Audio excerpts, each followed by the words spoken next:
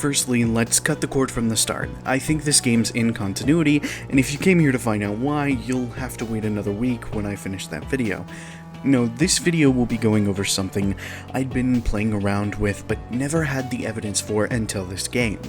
See, before Into the Pit was released, I was of the belief that Inside the Pit was an agony memory, and given the connections as far back as Five Nights at Freddy's 2 suggesting Charlie was tied to the MCI, I figured the sixth child inside the pit during the original Fazbear Frights series was Charlie.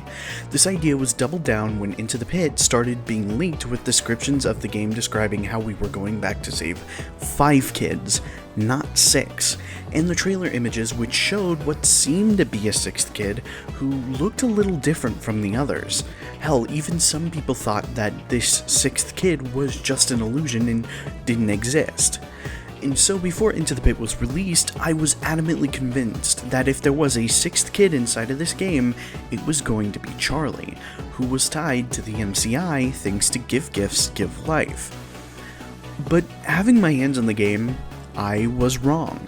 The 5 kids we went back to save weren't the missing children incident, but rather a different group of kids after the MCI already happened.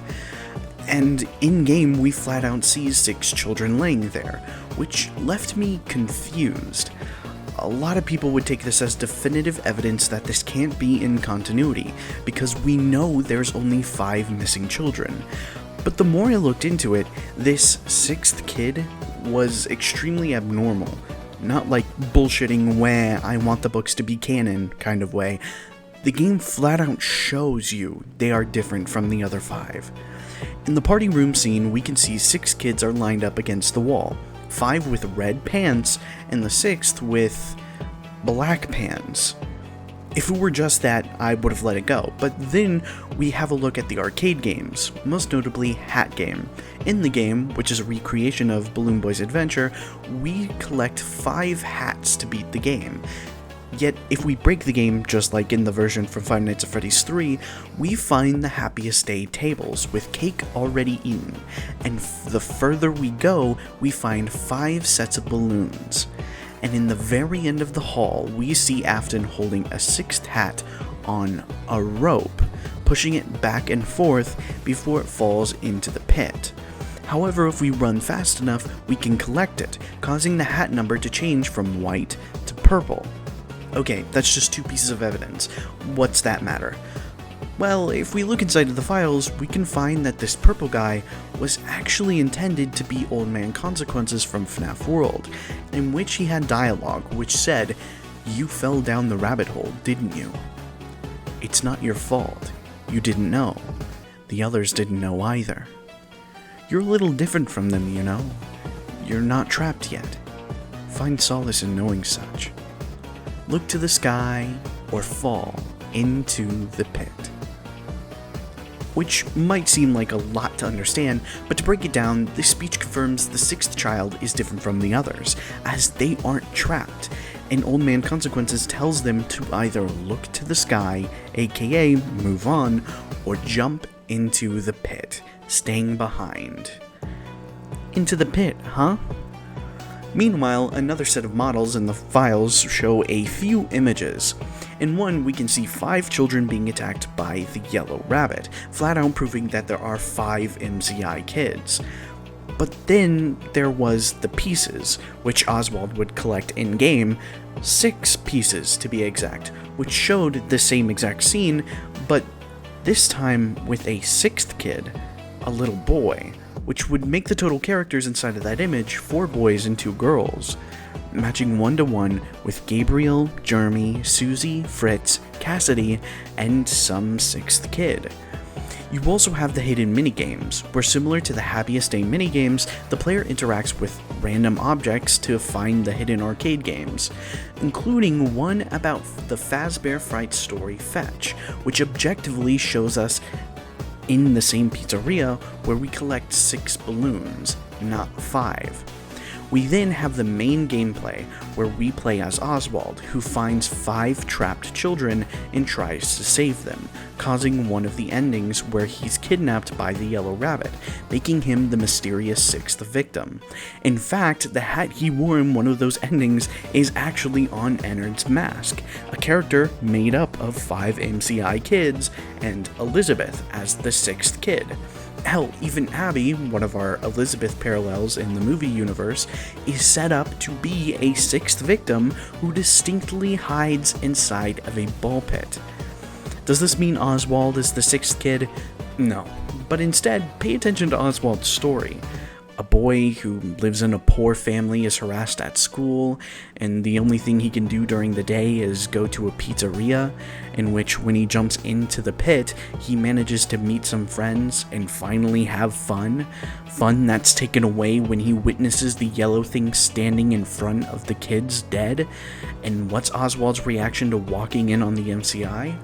To run and jump back into the pit. Which had me thinking about something. The way Oswald actually defeats the yellow thing is by getting tangled in the netting and hanging itself to death. Which is weird, right? We know Afton's fates, which include being springlocked, being burnt 2 times, and drowning, so why is this the way that we defeat the yellow thing? It seems rather out of place, doesn't it? Unless... Okay, one more thing I've been confused about. In the Fazbear Frights epilogues, when Jake helps Millie pass on, the blood stains on the ball pit's balls, get your mind out of the gutter, has the blood fade away. But where did the blood come from? In fact, why is the ball pit possessed at all? Why not literally anything else in Freddy's is an entrance to the past? Only this ball pit. What's so important about the ball pit? That's when all the pieces clicked. Andrew looked around the pizzeria for his new friends, but no matter where he looked, they seemed to be missing. From the corner of his eye, he noticed a yellow mascot heading towards the bathroom area. But weren't those costumes for parties? The party room was in the other way. Andrew followed the yellow thing, seemingly walking into a room marked employees only. He reached for the red door, opening it. The scene was indescribable, as his 5 friends' bodies were spread across the wall, all wearing party hats. The yellow thing turned itself, seemingly holding another party hat, staring right at Andrew. The pressure in the room felt like a wave holding Andrew down. He needed to move. He needed to get out of there. Andrew darted into the party hallway, trying to escape the yellow thing right behind him. He managed to make his way to the ball pit room, jumping in, hiding at the bottom. The yellow thing opened the door, making its way in.